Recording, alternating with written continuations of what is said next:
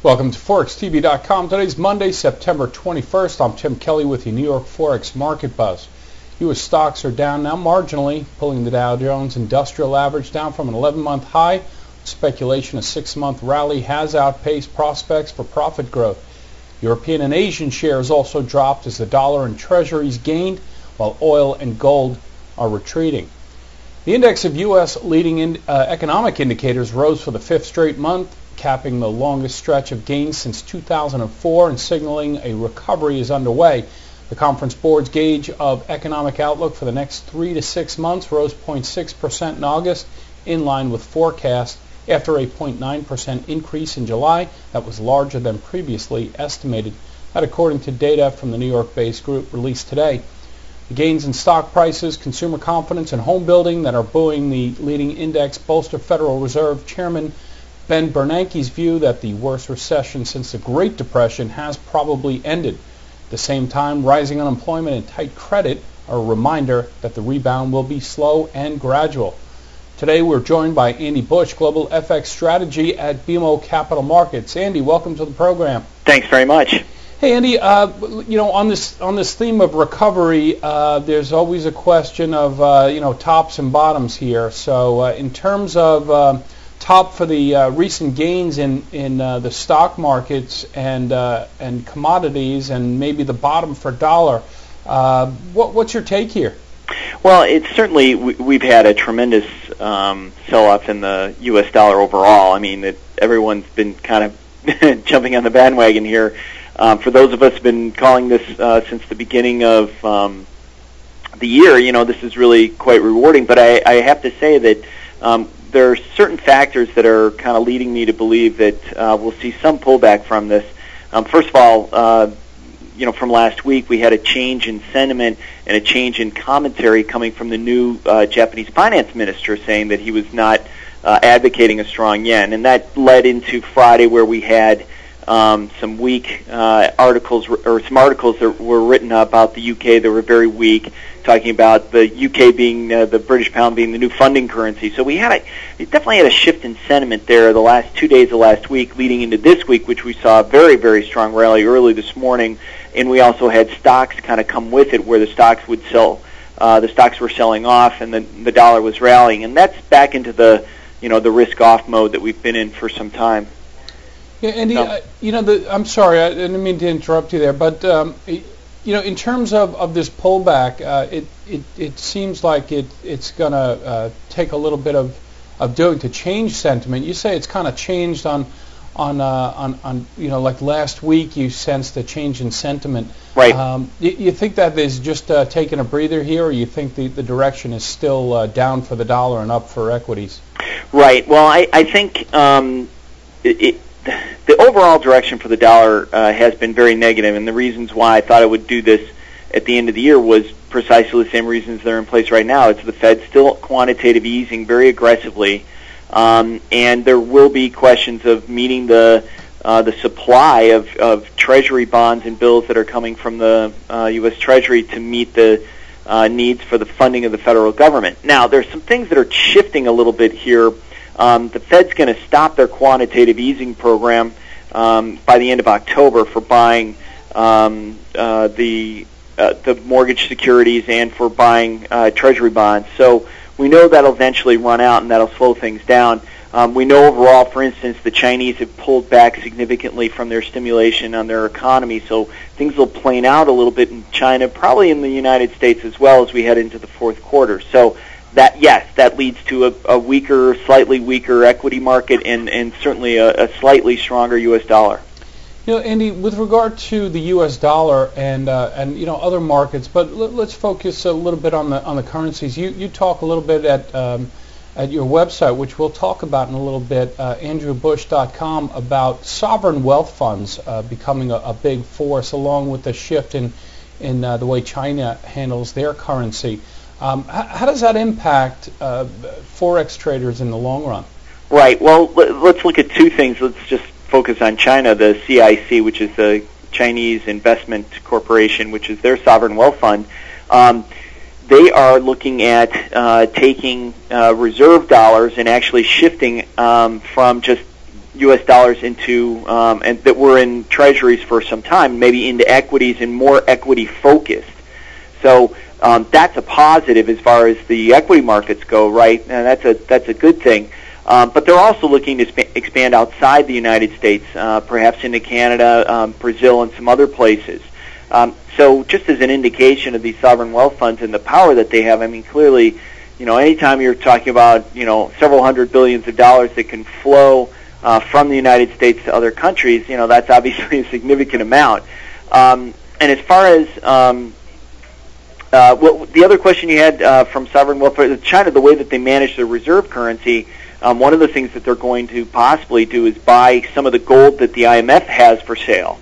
The IMF is looking to dump about $13 billion worth of gold, and they want other central banks to take it as a reserve, and this is a way for the Chinese to shift out of U.S. dollars into gold. So, and that's a fairly significant development as well, and that just happened this week. So certainly some things to keep in mind when you're looking at investment flows and international capital flows.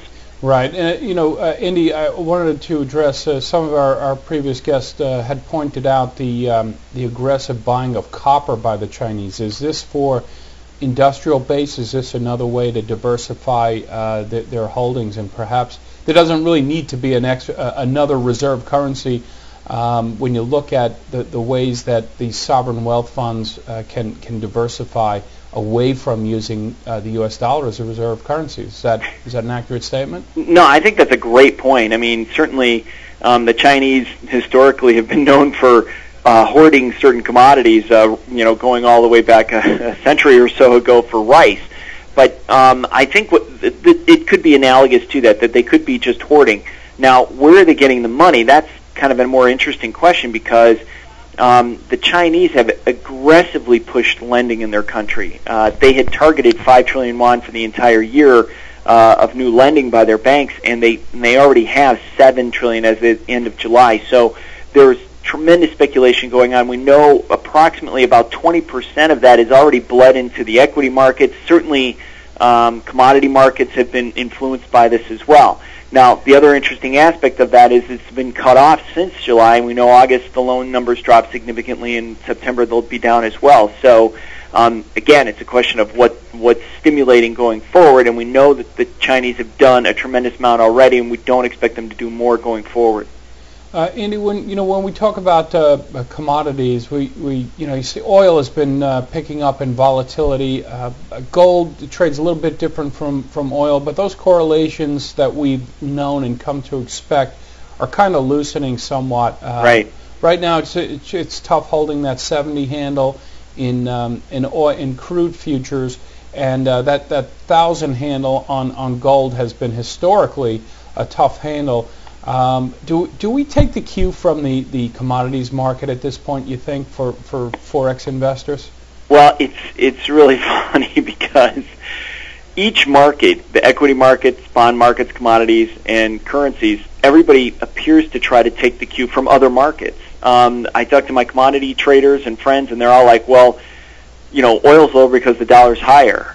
You talk to the equity guys, and they're like, well, equities are lower because the dollar's higher. I mean, it's really funny how circular the arguments are. But I think the things that are pushing really the currency markets are strong, negative fundamentals for the U.S. dollar along the lines of the quantitative easing, and that is really what's driving it. So I would say we don't necessarily take our direction from those other markets. I think that they're really taking it from the currency markets. Okay, yeah, I've heard that as well in the commodity pits here in New York as well. Some of the traders I speak to.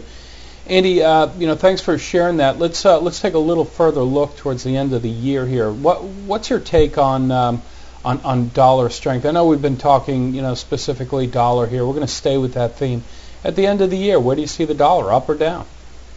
Well, from these levels, I'm expecting the dollar to gain a little strength over the next probably 6 weeks, and then to start to soften up again as we head into the end of the year. So my guess would be that that will be for the euro, net will be a little higher. The euro should be near 150 by the end of the year. I thought it would be as high as 160 but I see some other countries developing problems that will probably delay. For instance, I mean, in the Eurozone, they have some major problems with bad loans, and also in the UK, they're having some serious problems from an economic standpoint. Perhaps a double-dip recession is coming on for them. So those things may mitigate what I was looking for, a little stronger euro towards the end of the year. I was looking for maybe 160. Now I think it's 150 is going to be more reasonable for that. Andy, when you talk about bad loans in the Eurozone, you talk about commercial loan? Right. Yeah. But really, I mean, that's the commercial and corporate loans as well. Okay. Andy, you know what? I wanted to take a little bit of time because I cheated a little today in this interview. I actually went to your website, andrewbusch.com, got your talking points, and so that gave me a little roadmap here. In the time we have remaining, I'd just like to share with our viewers here what you do at andrewbusch.com. Can you give us a quick overview of that? Well, I think the main thing is the best thing that people can get from that website is to sign up for the daily Busch update. This is something I write every day on the markets, providing a larger picture of what's happening from all of the markets, and to give people a perspective to be able to understand what's happening in trade. There aren't necessarily specific recommendations. They're a little broader, but I think that, you know, specifics are pretty tough because you have to deal with different people's time frames. There are day traders that I speak to that are in and out after 30 points. So it'll disappoint people who are looking for that type of stuff. But overall, I think you'll get a feel for the things that I write if you sign up for the email, and that's really what, that's the best thing that you can pull away from the website. You can see also from there that some of the places that I've gone, some of the people that I've seen and talked to, and speeches I've given. There's also some videos on there of recent speeches that I've given. So it's all pretty fun, but again, the signing up for the daily email is really kind of the best benefit you can get. So that's a bit of a market preview, market digest. What time does that come out, Andy? Yes. What time of day can traders expect that to come back? It'll be out before the opening of the stock market. So about 9 a.m. you're saying in that area? 8:30. 8:30 Eastern. I mean, whatever the opening of the stock market's at 9:30, right? So that's 9:30 Eastern time. Yeah. Okay, great. Hey, Andy, thanks so much for sharing. Thanks for publishing andrewbusch.com. It's helpful to me when I set up my day. Appreciate you you spending your time with us. My pleasure. Always a pleasure. I'm Tim Kelly. Join us later this afternoon for PM Exchange right here on forextv.com. That was Andrew Busch. You can actually join in our discussion at forextvconnect.com. You can leave some messages for me, for Andy, the next time we get on the air or interact with him, or go right to andrewbusch.com. I'm Tim Kelly. Thanks for joining us. Hey, buddy.